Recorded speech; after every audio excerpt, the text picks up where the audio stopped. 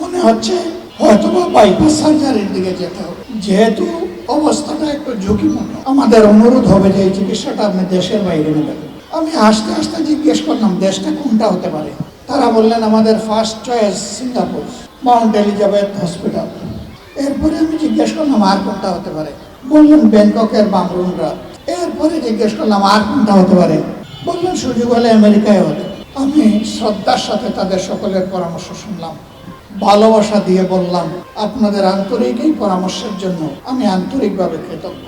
আচ্ছা আপনারা বলুন তো, যে দেশগুলোর নাম বললেন সেই দেশে আল্লাহ আছেন কিনা? বলে যে আল্লাহ তো আছে। যে বাংলাদেশে কয় না এখানেও আছে। আলহামদুলিল্লাহ। সুস্থতা অসুস্থতা কার হাতে?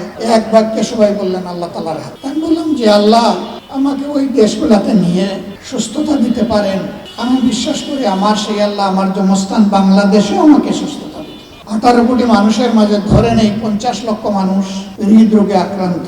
তাদের সকলের কি ওই সমস্ত দেশে যাওয়ার সামর্থ্য আছে? এমনকি গ্রাম থেকে ঢাকায় আসার সামর্থ্য অনেকে নেই। আমরা কথা বলি নাগরিকদের জন্য, আমরা কাজ করি নাগরিকদের জন্য।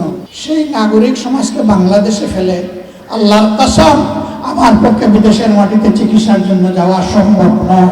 আমার পড়া দেখে তিনি সাথে সাথে আমাদের পরিচিত একজন লোককে বললেন আমি নিশ্চিত ওনার এই পড়ে যাওয়ার কারণ ব্রেইন নয়, এইটার কজটা ব্রেইন নয়, আমার আশঙ্কা হচ্ছে হার্ট হতে পারে। অতএব দ্রুততম সময়ে ওনাকে আমার দেখা দরকার।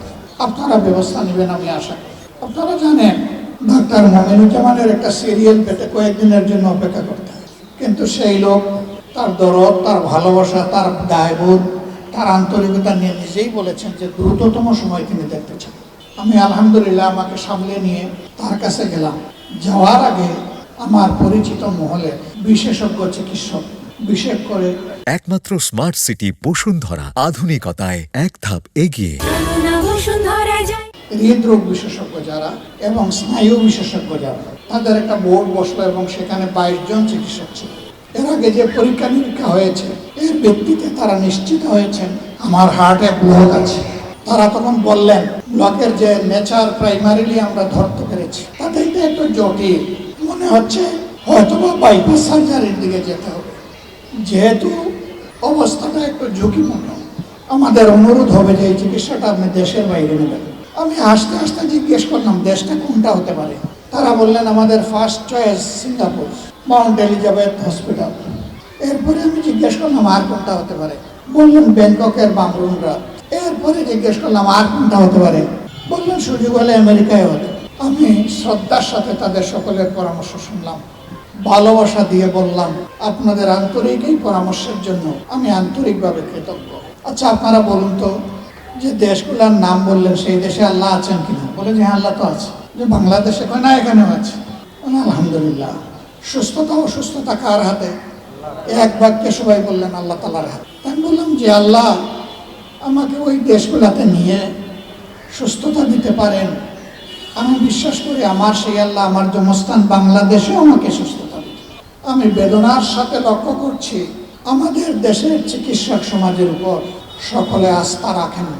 এই জন্য একটু সামর্থ্য যাদের আছে তারা হুড়মুড় করে বিদেশের দিকে দৌড়ান।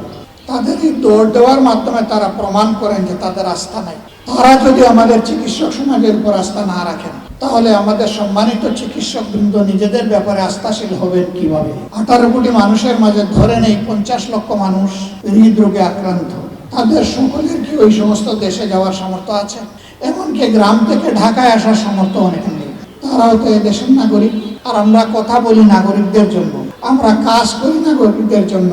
সেই নাগরিক সমাজকে বাংলাদেশে ফেলে আল্লাহর কসম আমার পক্ষে বিদেশের মাটিতে চিকিৎসার জন্য যাওয়া সম্ভব নয়।